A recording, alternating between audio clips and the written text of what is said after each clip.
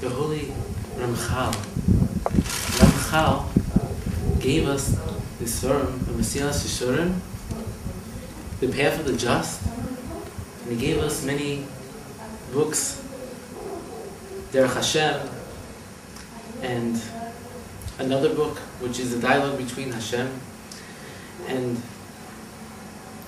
I believe a person's neshama. He's given us so many books and books on Kabbalah.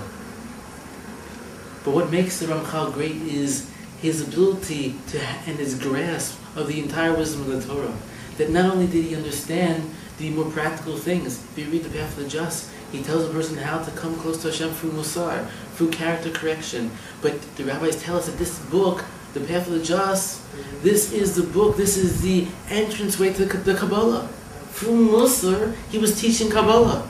And through Kabbalah, he teaches Musar. You read the books on the Kabbalah, and he's talking about how a person has to feel HaKadosh Baruch Hu and feel the light. Like we came into this world in order to feel the light of HaKadosh Baruch Hu, the light of our neshama, and he teaches you how to do this. He teaches you so many broad things. How could one tzaddik have such a grasp of such things as the midos and the Kabbalah, and every sefer he has is almost as if it's a totally different world. And he's putting them all in separate little pieces. And then when you learn them all, you're whole.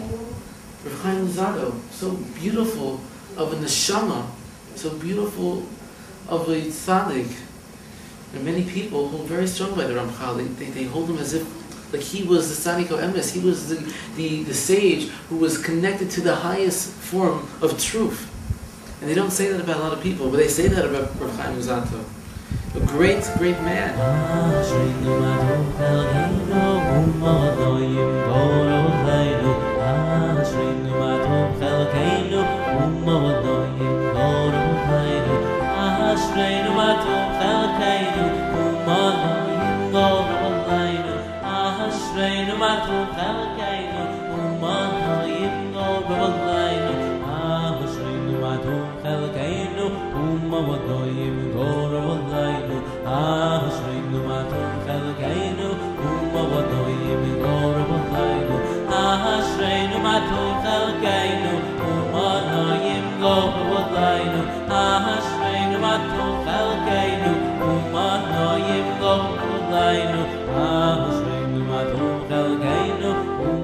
Chaim Luzzato was born in Italy, and it was there that he became a great scholar. But at such a young age that people started questioning him as his realness, as his trueness.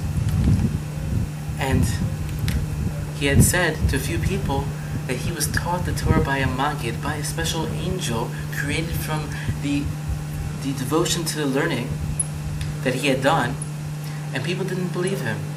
And they didn't want him to teach the Kabbalah, they didn't want him to teach the ideas that he knew, and so the rabbis in Italy, they banned him.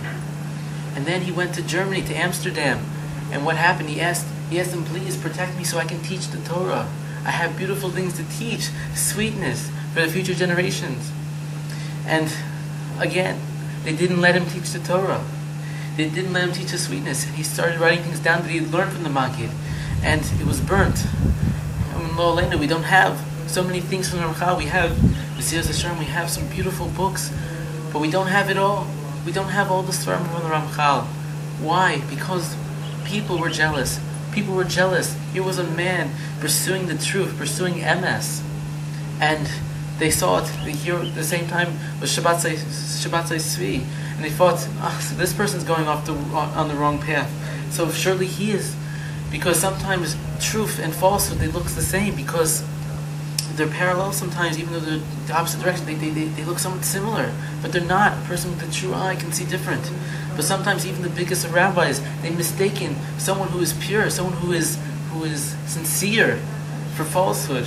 Why? Because maybe in that tzaddik is missing a slight bit of truth. And so, how many Svarim had to, over the centuries, over the generations, how many Svarim, how many great books and teachings have departed, have never gone anywhere because the sages, maybe they were a little, maybe inside they didn't know it, but maybe they were a little jealous of this one rabbi and they didn't let him pursue the truth.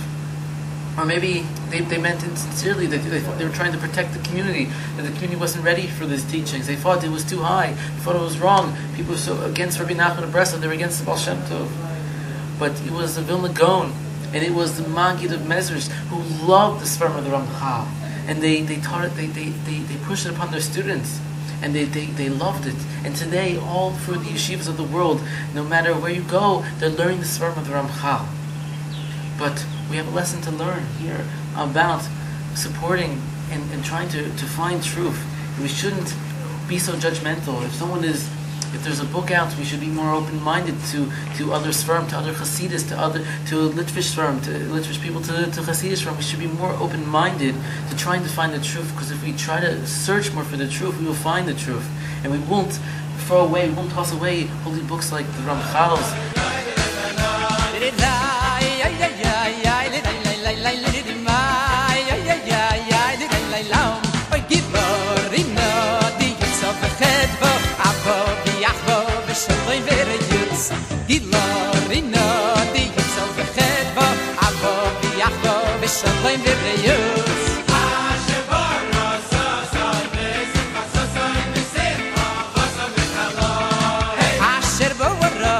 So in the simcha, so in the simcha,